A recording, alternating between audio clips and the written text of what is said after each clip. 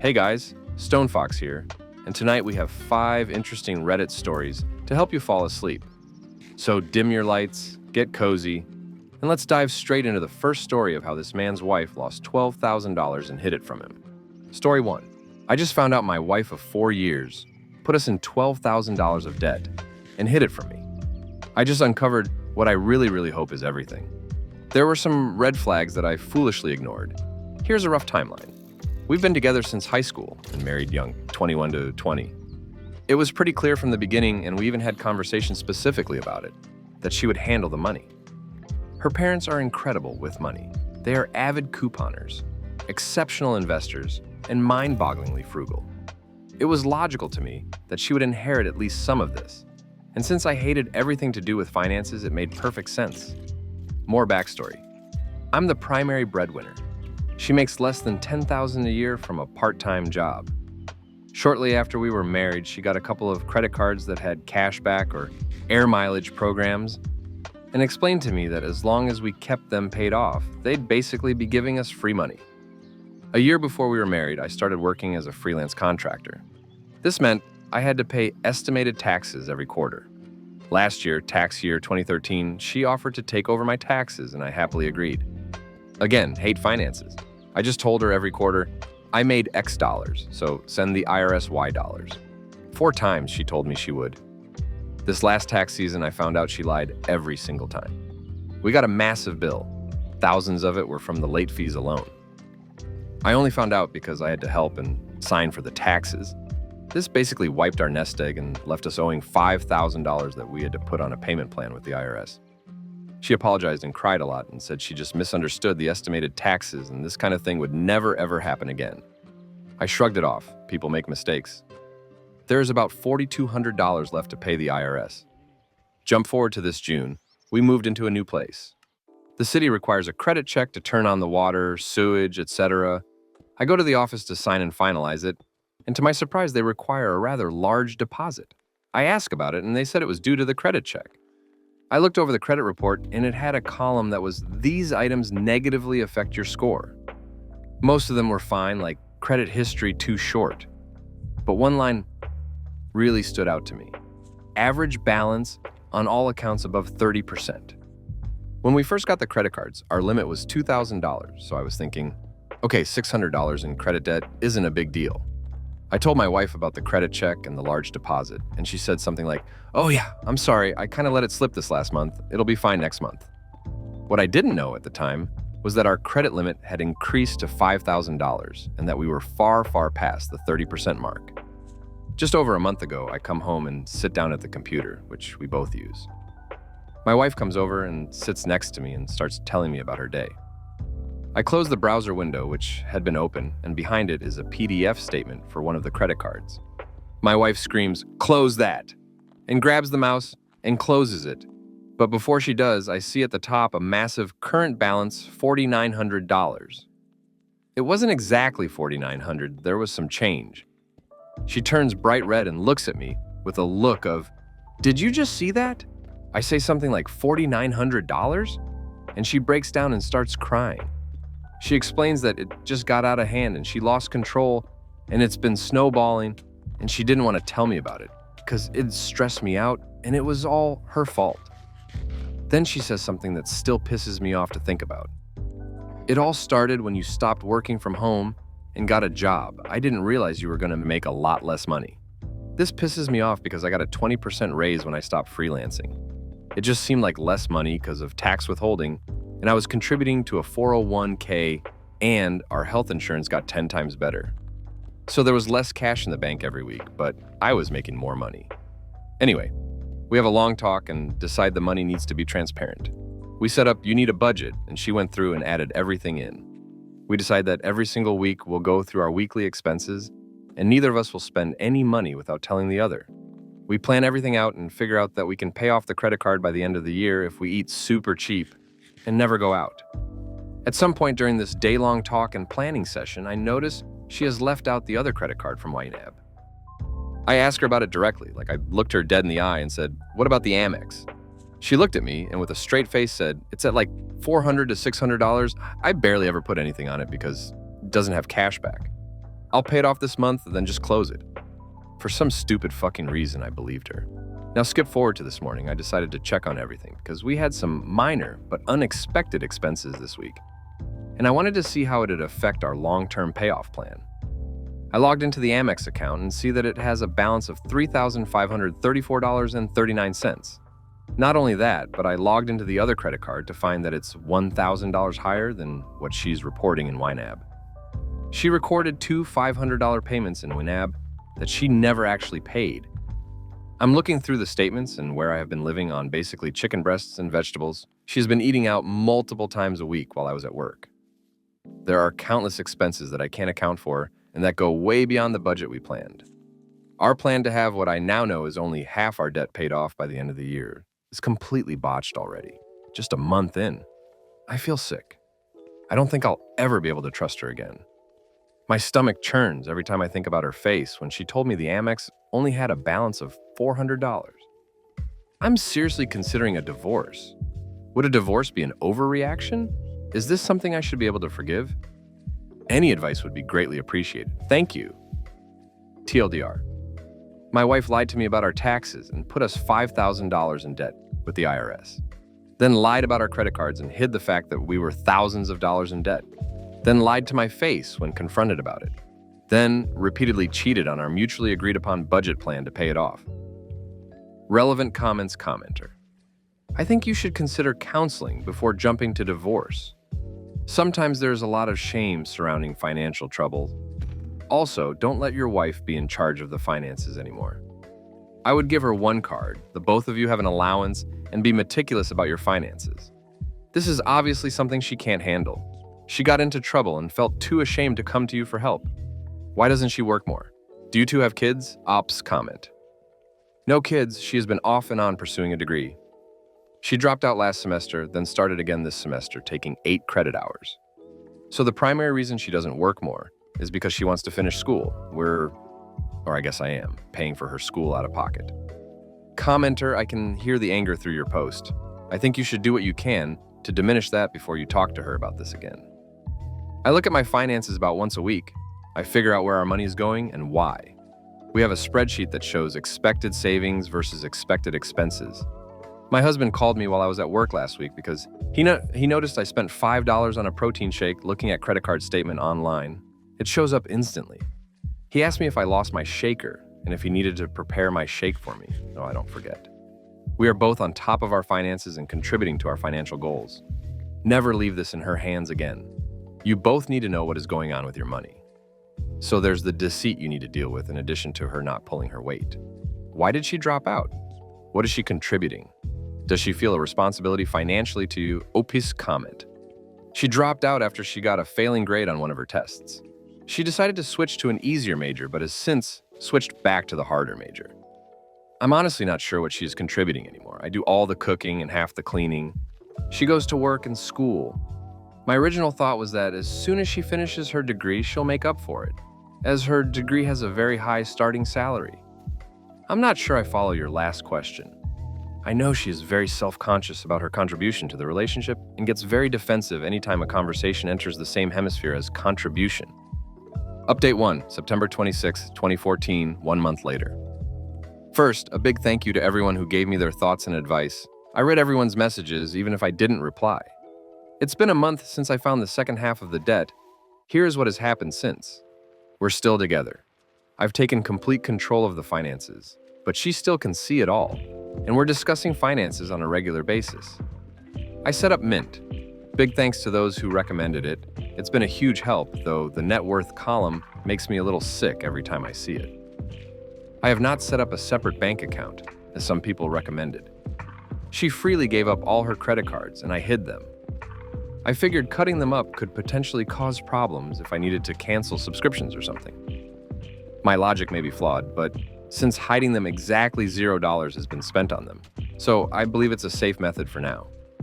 She has a debit card she is supposed to only use for gas and groceries that are on our agreed-upon list. We're now about $800 less debt, which feels like a drop in the bucket, but at least it's a drop in the bucket in the correct direction. We've managed to almost follow the budget I planned out. Unfortunately, our relationship has suffered in a big way. I have to check the transactions on her card every day, and at least twice a week there are things on there she shouldn't have bought. When I confront her about them, she always has an excuse ready. I withdrew $20 to buy Girl Scout cookies from a client's daughter, but since I can't have the cookies, gluten allergy, I told them to just take the $20. I can't bring myself to believe her excuses. I know she is lying, at least some of the time, as in, there will be a Starbucks cup left in the car. I don't really want to start a fight over $20, and I can't tell the difference between when she is lying and when she isn't. Until a month ago, I thought she never lied. I should take a moment to say, I like strong women. I fell in love with this girl when I was 18 and she was 17 because she was the most mature, independent girl my age I had ever met, among other qualities.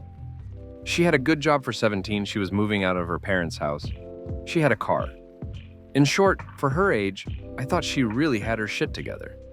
I have never wanted the nuclear stay-at-home wife. I wanted a career wife. You know Claire Underwood from House of Cards? That's the kind of woman I wanted, and who I thought I had found.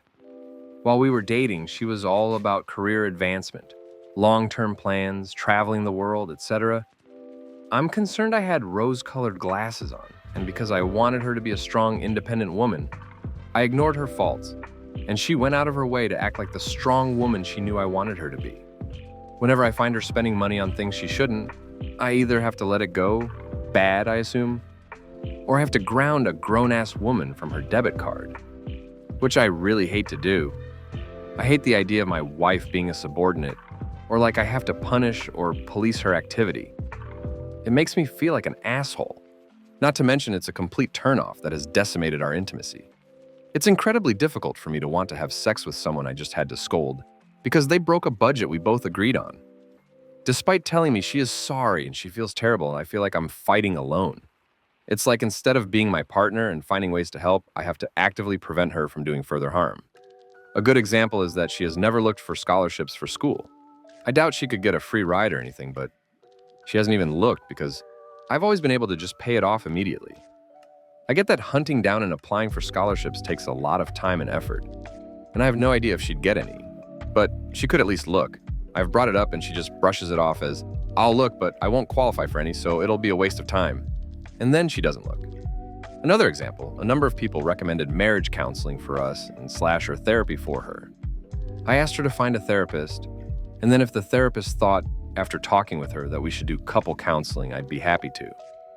I reminded her to find a therapist every day for the first week, and a month later, she still hasn't. I don't mind reminding her, but at this point, it's pretty clear she's deliberately avoiding it. Every day I'm reminded of our debt, which upsets me, but then I get upset at myself for being upset. For example, I'll turn down going out with friends because it costs money. Then I'll think, damn it, if my wife didn't put me in debt, I could go out with friends. And then 5 minutes later, I'll think, wow, did I really get mad at my wife because I can't go out with friends? There are people who can't afford food, and I'm upset that I can't afford a cocktail? I'm an asshole. So I get trapped in a circle of resenting my wife and then resenting myself for resenting my wife. I would like to avoid giving the impression that I believe myself blameless in all of this. I appreciate those who pointed it out.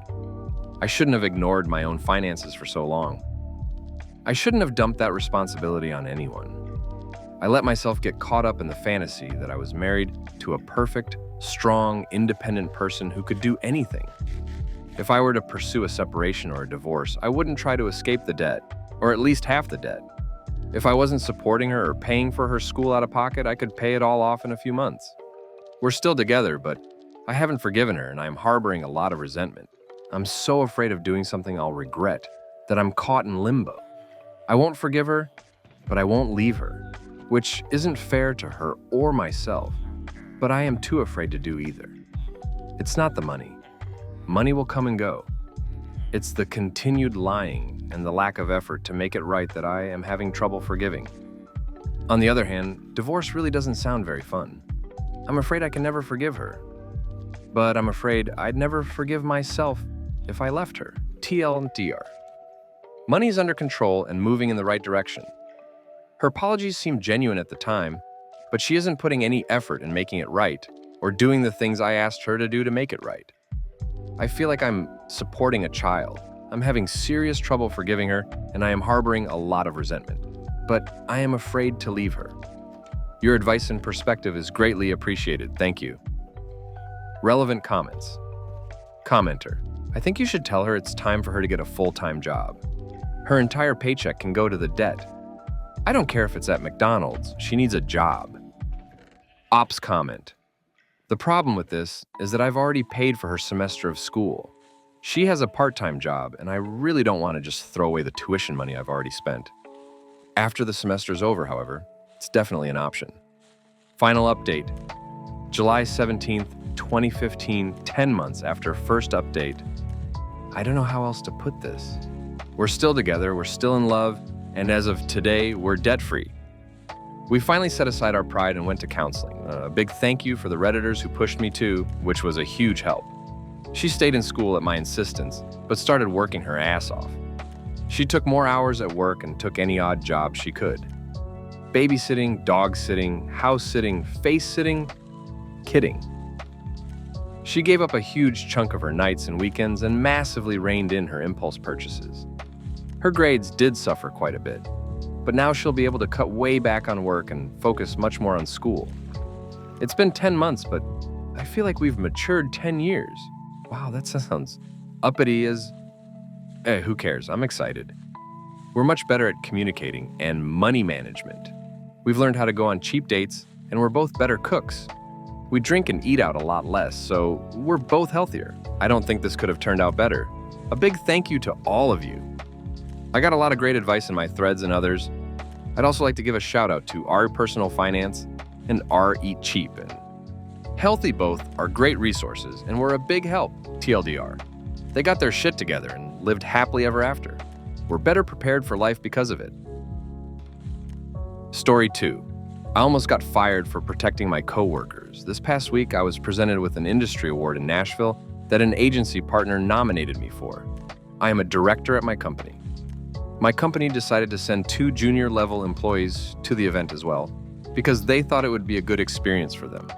A specialist who has been with us a little over a year, 25 female, first job out of college, and a summer intern, 21 female, rising senior. They are not on my team. They report up through separate VP, and I have very limited to no interaction with them in daily work life. They were very excited to be going. This was going to be the specialist's first time on a plane, lots of Teams chats asking what to wear, etc. We were flying in Thursday morning and leaving Friday evening, so it was a very short trip. But I tried to help share info about the event, types of attendees, awards reception, and presentation Thursday night with a country western theme. Then I was speaking on a panel Friday morning. There's so much I could say, but I'll try to highlight key points. Specialist barely made Thursday morning flight because she doesn't have a real ID and had to do extra screening. She had no idea what a real ID was or the basic rules of flying, liquid restrictions, etc. She was very upset they made her throw away some of her skincare that was over 3 ounces. Thursday night event was country western theme. And while a majority of people there were business casual, intern shows up in a bandana tube top, micro skirt, cowboy boots, and a cowboy hat. I pulled her aside and asked if she wanted to run upstairs and change, since it was still a business event. But she said she was fine and she thought she looked cute and on theme. After ceremony, I invite them to join me with some colleagues I knew from other companies in the hotel bar, but they tell me they want to check out Broadway. I make a face and say this would be a good networking opportunity. They make "come on mom" jokes. And so I tell them to be safe and remind them the time and location of first session the next day. Text them around 11 p.m. that I hope they got back safe. No response. Went to bed. Text them the next morning offering to meet them for coffee before morning sessions. No response. No idea if they actually attended any sessions or saw my panel, but I did find them in the hotel lobby afterward looking incredibly hungover. Have about 2 hours after event is over, and before we need to go to the airport, I invite them to late lunch with our agency partners. They decline because they want to go to the Country Music Hall of Fame. Again, make a face and say, I don't know if they will have time, and I think it would be a good opportunity for them to spend time with our agency. They act like I'm the wet blanket, so I tell them I'm leaving for airport from the hotel at 4 p.m. sharp and meet me in lobby so we can share a lift. Text them at 3:45 p.m. that lift is arriving in 15 minutes. No response. Text them that lift has arrived and I'm leaving for airport, no response. Text them when I get to airport and tell them security line is long, neither had pre-check, no response. Text them when I get to gate to please give me some sign of life. Intern sends very short response about 10 minutes later. In lift, there's traffic. Nothing else. Text them flight is starting to board, no response. Text them when I'm in my seat. That boarding is about to end, no response. Doors closed, they don't make it. Put my phone in airplane mode. Land a couple hours later to a barrage of texts from them. They're stranded in Nashville. Don't know what to do, how to rebook, who to call for help. I also have an angry voicemail from specialist's mom that I abandoned her daughter in Nashville. She has never flown and has anxiety. She's having a panic attack at the airport and needs medical attention. She could be human trafficked. I call specialist and intern back. Both phones ring, but neither pick up. Text to see if they were able to rebook, no response.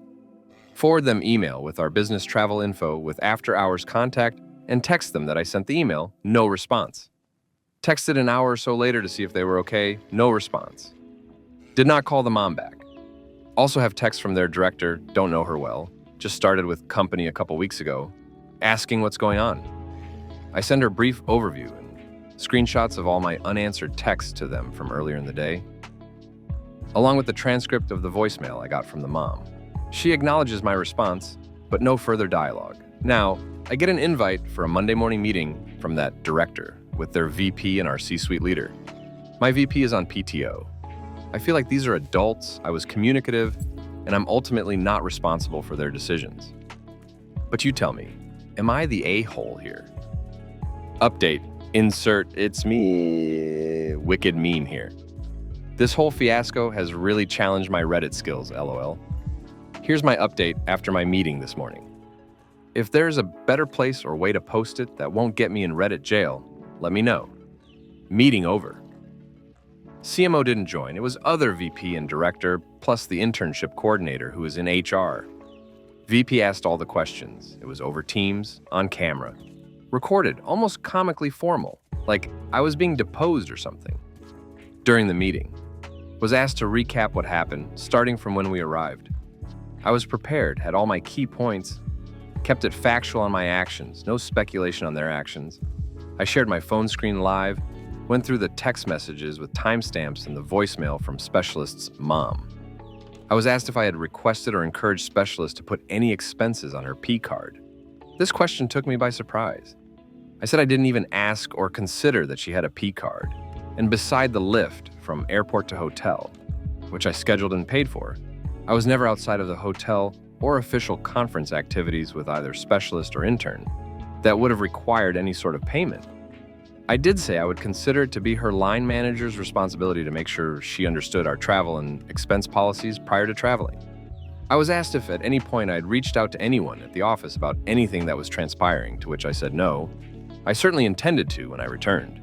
But we are talking about everything that happened within a 32-ish hour window, all while I was trying to focus on what I was sent there to do: participate as a panel member at the conference, attend other presentations, take advantage of face-to-face time with our agency, and accepting my award. I said I felt it was reasonable to believe any other attendees would have expectations for participation and outcomes set by their leadership team, especially when coming from another department, where I wouldn't be knowledgeable about their goals and objectives. Similarly, if there were different expectations of me based on other company attendees, I would expect that to be clearly communicated in advance. I was not asked if I thought intern and/or specialist should receive any sort of reprimand, and I didn't feel comfortable trying to interject something like that based on the flow of conversation. I'm under the impression that they're meeting with specialist and intern separately, but my meeting was first. After the meeting, I debriefed with a trusted colleague who shared the following from Friday water cooler chats. I definitely offended intern by pulling her aside about her outfit. She posted it to Snapchat with a caption about it, and some other interns and employees saw it, dying to know what exactly it said. But coworker said everyone who did see it agreed it was inappropriate for a work event. Allegedly, specialist's mom had once called previous director, who left, director in meeting today replaced him, about specialist's working hours. It is known that several months ago, specialist was pulled off a high-profile project team. Apparently, when she was asked to put in some evening and weekend hours to meet a deadline, Mom called director and complained. Don't know if I believe this to be true, but Mom stepping in could be a pattern. What I'm hoping helps validate my testimony is separately on Friday, one of my agency partners I was with emailed my CMO about a conversation we had after the ceremony on Thursday evening with some ideas he had. Typical agency salesy stuff, but he also unknowingly corroborated my alibi on Thursday night. So that's where we are at. Last night I had convinced myself this all would result in me receiving a big apology or acknowledgement of wrongdoing, and that I shouldn't have had to deal with this, etc. But I didn't, which makes me feel this is still a bit unresolved. I did send all my notes to my VP on Sunday, but his PTO is medical related and I know he's not able to really check in, so just keeping my head down until I hear anything else. Update 2. This will be my final update. It's probably not going to be as juicy as you want it to be, but hopefully it provides some level of closure to this whole thing. This post will still be long because I generally have a problem with brevity and I have big feelings about this whole experience. Here are the things I want to say. I bolded the topics so you can choose what interests you. Was the post fake? No, I don't really understand why it was flagged, what rules I broke, etc. I did alter some details to try and protect my identity. More on that later, but feel this is a generally acceptable Reddit practice. At the point where it was taken down, it had already gone viral, so I honestly appreciated the decline in notifications, lol. According to my DMs, many people felt entitled that I provide them with proof of authenticity. And it's like, be so for real. I'm a human looking for advice on the internet, not a gold-plated, uncirculated, oversized novelty Sacagawea quarter you buy from an infomercial in the middle of the night. If you don't like something or think it's fake or it's not bringing you joy, just scroll on. It's really easy to do. Threatening a stranger won't prove anything or make your life better. Was I actually doxxed? Yes. While I received many incorrect guesses at my true identity, there were a couple that were correct. And holy sick, is that scary. I don't know what compels a person to go to such lengths to try and figure out who a random internet poster is, but maybe don't spend your time doing that. Unless it's someone threatening to shoot up a school or bomb a concert venue, of course. Take those despicable monsters all the way down. But I'm just an elder millennial trying to navigate imposter syndrome in corporate America, pay my bills, and generally be a good person so one day I can hopefully retire and rescue a borderline concerning number of geriatric Pomeranians. Very unworthy of your CIA caliber sleuthing. Please make friendship bracelets or try diamond painting as a relaxing hobby instead. Or join the actual CIA and take down would-be school shooters and concert venue bombers. Has anyone from my job seen my post? Yes, in some form. More than one person, in fact. Perhaps naively, this was something I never even considered would happen. It's Reddit. It's anonymous, and everything is cycled through in about 24 hours, right? But as soon as the reaction videos started coming across my For You page, a People magazine web article, and all the other ways this thing took on a life of its own. Not gonna lie, I had pretty severe panic about this. Like, wow, I handled the situation as best I could and came out relatively unscathed. But me seeking validation of internet strangers will be what takes me out in the end. So far, I have not been reprimanded over it. But I accept whatever comes of it. Not my most professional move to air out others. Not most professional moves on the internet. And I will seek a healthier outlet in the future. Maybe I'll make friendship bracelets or try diamond painting. Will specialist and/or intern be fired? To my knowledge, they are both still employed, although today is the official last day for the entire summer intern cohort. I know how I would handle one of my team members if they did this, but I trust they would never, ever, ever, because they're sensible and smart and amazing and probably reading this.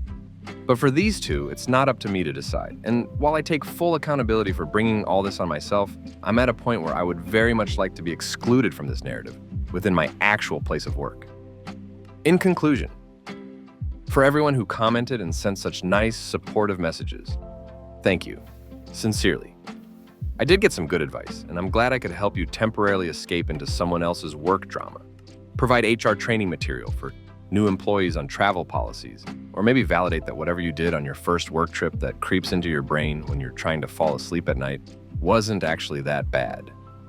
I took the rest of the week off, which may seem like an overreaction, but sometimes weird stuff impacts you in ways you aren't prepared for. I'm going to use the time to rest, do a bit of reflection, and look at pictures of geriatric Pomeranians. Story 3. I don't want to marry my boyfriend anymore. Not that he, 28 male, wanted to marry me, 28 female, anyway. He stated marriage is like a noose around the neck. I was absolutely in love with this man. We have such a beautiful child together. I wanted to marry him because I wanted to show my absolute commitment. Commitment I thought he reciprocated, but over time, I just see that I was delusional.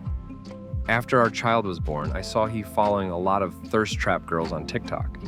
I told him how much it hurt me, especially when my body doesn't look great anymore after pregnancy. My self-esteem was at a low point, mostly hormones, but seeing that didn't help. I asked him to unfollow them and don't engage with that content. Every time I built my confidence up and accepted my new body, I would see him following more girls. I would remind him, he would unfollow, and I had to start building my confidence up again. For a while it seemed good until he had to use my phone for work since his broke. I offered him my phone since he drives for work and I wanted him to have a way to communicate in an emergency. Months later, I logged back into my private TikTok. The likes and follows. Hundreds of girls. He was logged into my private account on his phone, knowing I was checking in on his account from my end. I confronted him, told him with the lengths he went to try and hide this, him doing it over and over, knowing it hurt me. I consider it cheating and I won't tolerate it again. He agreed, promised not to do it again, and we moved on. Things were looking up for a bit. I'm losing a lot of that baby weight. I had time to work on my appearance again. Things were feeling a bit more normal again. Reader, I'm sure at this point, you're screaming at me, run, it's gonna happen again, and you would be right. I found his Twitter in my recommended. He told me he didn't have Twitter when I asked. He was following and liking again, but now I saw him commenting. I had it. I told him, and he just said, I don't get it, I just see it as porn. And after a back and forth, I told him I don't want to be with him anymore. The only reason why I'm staying is I will be dogged if I don't get to see my son every day, and he doesn't get to see his father every day. Now we are back in the growth phase, but it's been weighing on me every day. Moments where I feel happy and confident, I just remember these women and how I look nothing like them. Moments where I look at him lovingly. Happy with our growth, it's tainted thinking. What new way is he hiding his addiction to these women? Him calling me pretty or beautiful feels like a lie. Moments where we are playing with our son, wondering if it'll be that last time we do that. Seeing my BF on his phone, fixated to the point where he can't even hear me talking to him, wondering if his attention is on another woman. I'm grieving the me that didn't know any of this. I wish I was still oblivious. I wish I could just forget all of it, still blissfully in love with him and our little family. I wish I no longer agreed with him when he said marriage would be like a noose around my neck. TLDR. I'm a fucking idiot who still loves a man who hurt her numerous times but is still fighting to keep our young family together and clinging to hope that maybe I'll want it all with him again and he wouldn't want it all with me. Just a vent, but advice is always appreciated. Relevant comments. Commenter 1, downvoted. Your insecurity is not his fault, although he still should not have lied to you. I feel like you two did not communicate it correctly, and just like him, I would see it as porn/soft porn, which shouldn't be a problem, as long as he still genuinely appreciates you. Ops comment, and I agree, my self-esteem is on me, but seeing him, the man I gave my heart and soul to, ruined my body for, actively seek out and hide his interactions with these women hurts. To see comments makes me wonder if he's messaging these women or paying these women to see more. Would he fuck these women if given the chance? To continue doing so even after I explicitly told him I consider it cheating is not hurt done unintentionally. I'm guilty of wanting to feel enough for him, for letting that affect the way I view my body. My self-esteem on me, but my lack of trust in him is on him and his actions. Commenter 1. I overread the commenting part, my bad, but what if doesn't really help. He is addicted to porn, maybe he needs therapy to get away from it. Girls posting themselves as thirst traps mostly don't even reply, nor would they ever interact with men physically. Have you tried asking him if he does not feel fulfilled sexually? Ops comment, it's okay, and yeah, the what ifs, and definitely hurting progress, but I can't help that my mind is wondering just how deep does this go? And while most don't comment back, the possibility is always there. We have discussed his needs at length, and while I'm working on my end to make sure he's satisfied, it's hard to maintain at times. Part of which is because I'm continuing to try to meet his needs when my trust in him has been obliterated. To a longer comment about porn addictions. Ops comment. Thank you. Seeing these comments about porn addiction changed my perspective. Context. He's an amazing dad. Started working super early mornings, 3 a.m. to 1 p.m., so he can spend time with his kid. He's helping me learn Spanish so we can teach our son to be bilingual. He will help me out, no questions asked. This is his first real relationship. And we ended up having our kid before our first anniversary. Before anyone comments, we have been friends for 10 plus years. So he's navigating a relationship for the first time, and parenthood at the same time. And since our last discussion on this, he has corrected behaviors I didn't even touch on. He started complimenting my body more, initiating more, giving me time to work on my self-care, nails, skincare, hair care, etc., so I can start feeling like myself again. He started watching porn where the women look more like me, deleted socials where there are thirst traps, all of which I didn't explicitly ask for. When I say absolute commitment, I'm here through the thick and thin. I absolutely believe a relationship can recover from most anything if both are willing. And we are.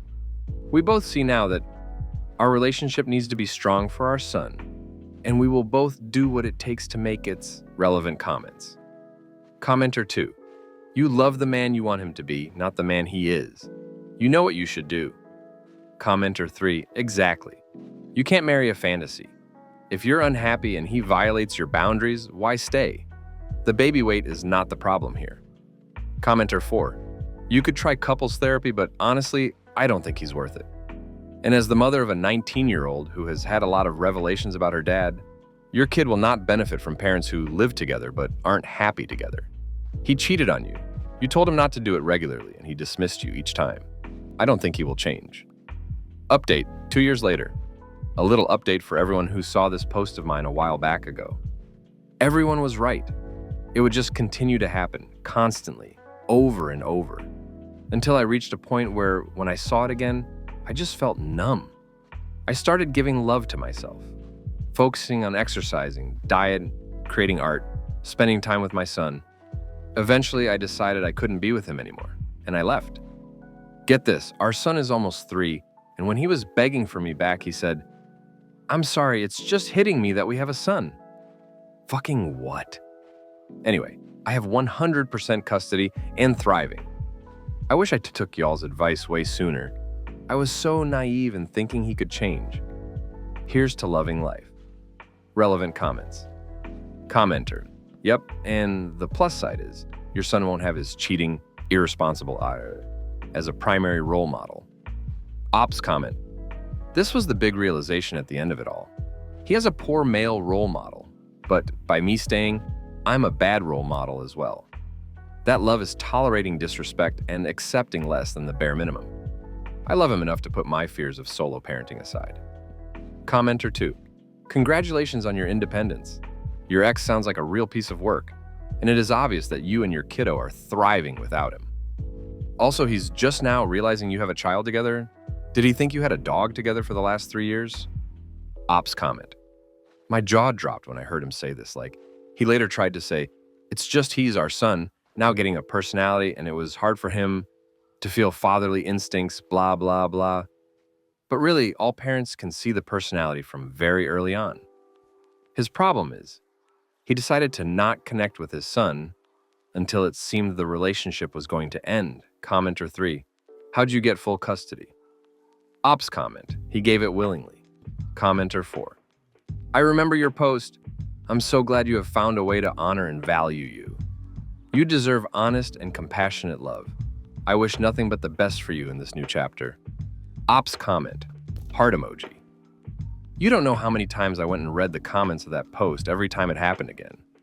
Y'all really were there for me, more than y'all can count. Story 4. My husband wants kids, but I want a divorce. My husband, I've been together for 8 years. The last 3 we've been married. Little things keep adding up, and I don't even know how to approach these issues. He wants kids soon, but I can't trust that he'd support me. I'm trying to figure out if I try to work on us or just leave. Recently, as in the last 4 years, I've been dealing with chronic health issues, but just this year alone, I've had 3 surgeries to fix various things for my health. Our sex life hasn't been good in a few years since I got ill. Maybe once or twice a month, he has told me that it's not enough and he's feeling rejected and is making his mental health worse. But if we have kids, we won't be able to have sex while I'm recovering. I work 5 to 6 days a week, 12-hour night shifts in healthcare. I am the primary breadwinner in our relationship. He bounces from job to job and recently was unemployed for over a year while he was claiming to be applying to jobs. I know the job market is horrible right now, so I wasn't pushing. I found out he was lying. He hadn't applied for anything in about 6 months, including the jobs I got him recommended for through some connections I have. We got into a massive fight, and I basically told him if he didn't have a job at the end of the month, I was leaving and he could figure out bills himself. Not even a week later, he was back working at his old job. I still do all the cooking, cleaning, and household upkeep. On my days off, I spend 3-4 hours just putting everything in order for the week. Even when he wasn't working, he wasn't doing anything except playing video games in another room while I slept. So when I'd wake up, there would be laundry, I'd have to switch, or cat litter, I'd have to scoop.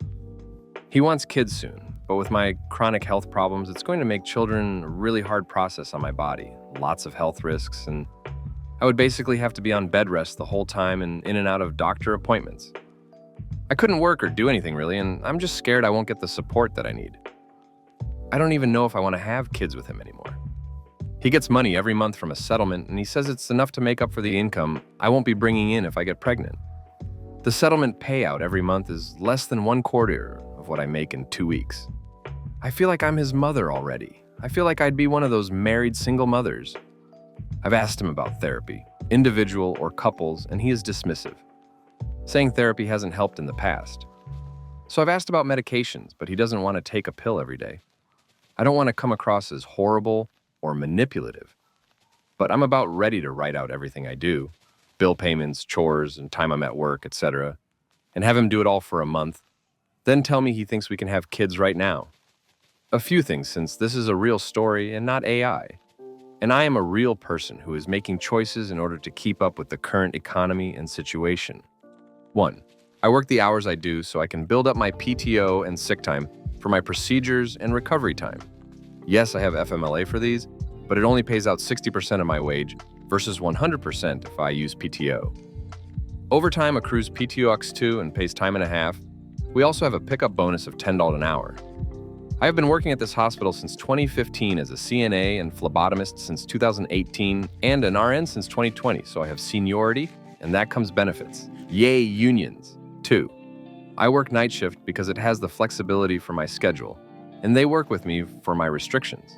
I am lucky enough to work in a hospital that uses lifts and is staffed as well as can be currently. Shift differential also gives me an additional $6 an hour, and that quickly adds up. 3. My surgeries were laparoscopic, and recovery time is about 1-4 weeks on average. Surgery 1 and 3 were both exploratory. My second was to remove a lesion on my intestines that connected them to my abdominal wall as well as a cyst on my ovary. And recovery was 4 weeks with 4 more on restrictions. I am about to have a 4th surgery to remove my gallbladder, and recovery is 1 to 2 weeks with 2 weeks of recovery. Yes, I have had a lot of surgeries this year, but I haven't had any before this. Unless you count upper and lower GI scopes, pelvic floor testing, gastric emptying test, x-rays, CTs, an MRI, labs, genetic testing, and HIDA scans. Or maybe the diet changes and medications that you have to be on for months at a time before you'd see any really changes. I also have the birth control implant, and me coming off of that would involve about 3 different doctors' inputs and oversight. 4.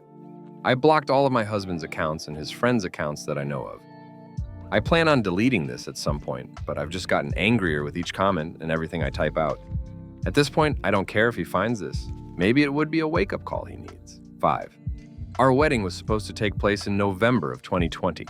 That obviously didn't happen. We rescheduled to the end of 2021 so we didn't lose deposits. He quit his job about 2 months after our wedding. 6. People do things like meal prep for a week and find relaxation in cooking. My hospital provides scrubs. When I'm home, I have more than 6 pairs of underwear. So it's not like I don't have clothes if I don't do laundry every day. I appreciate all the comments, but to the rude ones especially, please remember that I am a real person. I'm sorry I have to justify every small detail of my health problems for you. Unfortunately, the knee brace girl in middle school sometimes grows up and still has health problems. This is my first time being alive, and not everything is going to be perfect. I am trying my best, and sometimes people do stupid things because they love someone. Update. A month later, hello again. Reddit, my previous post is on my page. I tried to link it, but the pain medication might be impairing me. I had my surgery a few days ago, and since I have time off, I figured I'd write an update for anyone curious. It will be long, and I apologize. TLDR. I tried to have one more discussion with him before I threw in the towel. He asked for an open marriage, and I told him to move out. Papers are being filed, and I have a lawyer. I talked with my lawyer last week, and the hope is papers are to be drafted, and he will be formally served when he comes back from his work trip in 2 weeks. On one of my days off, I wanted to have a discussion about our relationship, and it didn't go well. I had spent the night cleaning and getting the house put together because my anxiety was so bad. When he woke up in the morning, I had breakfast made, and we just made polite small talk. I started the conversation by asking him if he was happy in our relationship. I'll summarize the conversation. Me. Are you happy like this with us? I feel like we are roommates more than a married couple. Him. I don't think either of us have been happy for a while. I do still love you and want to raise children with you. You'll be a great mom.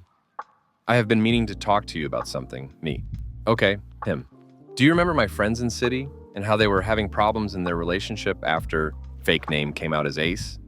How they opened their relationship so fake name could still get his needs met. At this point, I was just staring at him. He kept rambling on. I've joined some groups online. They said it saved their marriage. And with how much I'm traveling now for work, it would be every other 2 weeks, And I'm in City name, so it's not like it would be someone you know or would ever meet. Me. What the fuck? Him. I mean, think about it. We could have a surrogate this way. I know it would be a lot, but we could make it work. You've always talked about fostering or adopting, and it would be just like that. Me. Did you get someone pregnant? Is this your way of telling me you cheat on me when you travel for work? Him. No. God, no. There was one girl at the bar who was flirting with me, and it just felt nice to be wanted like that. He then pulled out his phone and started showing me support groups he had joined online for poly people in monogamous relationships. There was probably 3 or 4 of them that he had been texting in for the last few weeks, trying to gain the confidence to talk to me about opening up our relationship. He brought up how he knows I've been thinking about switching to travel contracts and I can meet people there, but then we come back home, we're together and married because we still love each other. I have nothing against people who are in poly relationships. We have friends who are and have met their partners and go out all together. It's just not for me. When I'm with someone, I want to be the only person they're with. I don't want to get tested regularly. I don't want to risk surprise pregnancy. I don't want to feel jealous or wonder if he's texting another girl while he's supposed to be spending time with me. I let him finish his speech before I told him it hasn't felt like we've been married in a long time, and I'm done. Hearing that he wants to see other people killed any last feelings I may have had. I'm not in love anymore, and staying together isn't going to make either of us happy. We both want kids, but our timelines are different. What we want from the future is different now. I asked him to move out, and he didn't seem surprised. I walked away and left him in the kitchen before I drove to my friend's house, since I just couldn't be there. We spent the day drinking and eating ice cream while I went from crying to laughing to screaming. She is currently going through a divorce over her ex-husband's porn addiction and the debt he put them in because of it. She gave me her lawyer's information, and I had an appointment set up with him a few days later. I went home the next day, and he had moved most of his stuff out. His side of the closet is empty, his cat, the stuff in the bathroom.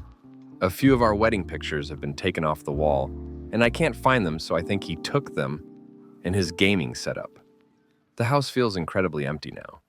He travels for work, so I'm used to being in the house alone, but now my toothbrush is lonely in the cup on the sink. Our garage feels bigger now. The bed get cold. I only have to cook for one now. I miss his presence. I miss having someone to come home to. And I won't lie, I've spent the last week crying and my heart hurts. We didn't speak for a few days after he left. His mom reached out before he did. She wanted to see how I was doing and if there was anything she could do for me. We had a great relationship, and I'm honestly going to miss having her in my life. We have a lot of the same dietary restrictions, but for different reasons, and she was my food adventure buddy.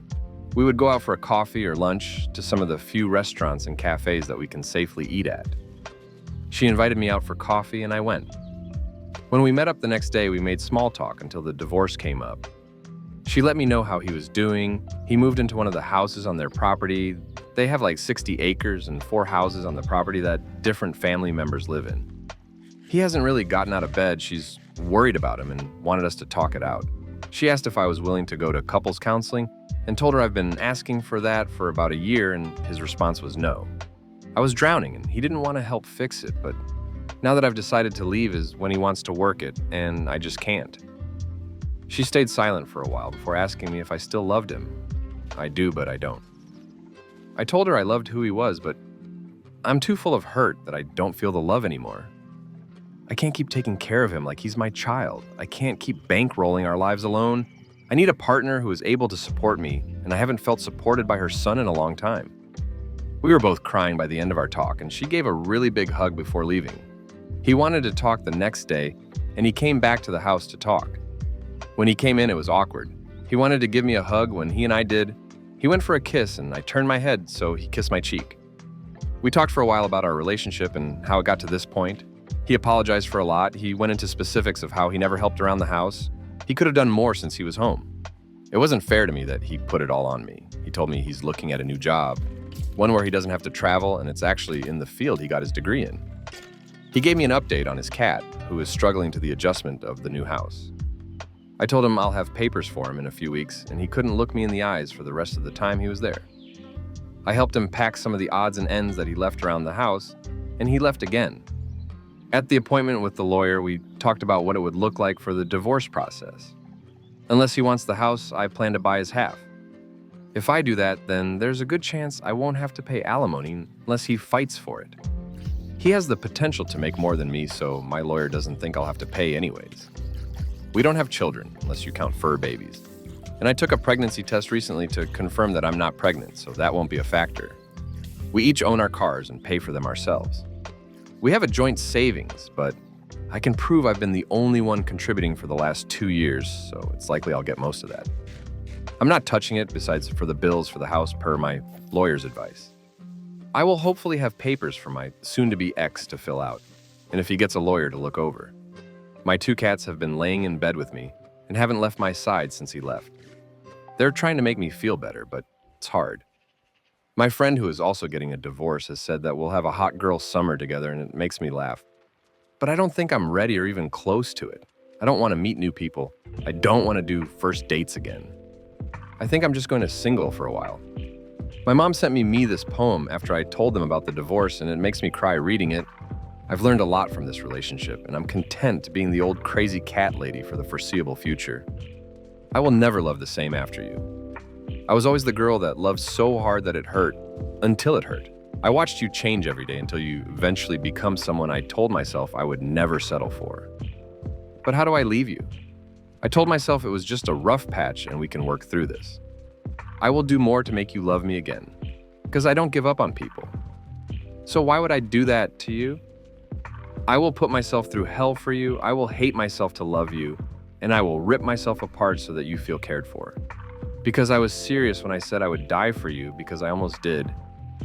I guess I ripped myself apart so much that I had nothing left. I cared so much about you that I stopped caring about myself completely. I lost who I was, and I was no longer strong. And I watched myself change every day until I eventually became someone I told myself I'd never be. But it's my fault for not having a limit on how much I'm willing to give, and for how long I'm willing to stay, and for loving you more than I loved me. Because I loved you so hard that it hurt, so I will never love the same after you. I Will Never Love the Same After You by Allie Harding. Thanks, Reddit, for support and validating my feelings. I don't know yet if I'm going to delete this or not, but I don't think I will update this or ever log into this account again.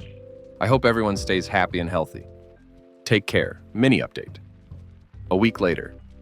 This happened earlier in the day today, and since I'm not logged out of this account yet, I figured someone else's flabbers can be gasted just like mine are. He asked for the ring back. The ring was my grandmother's. Her and my grandfather were married for 52 years before he died of lung cancer when I was 2 years old. She never remarried and would always tell me how much they loved each other.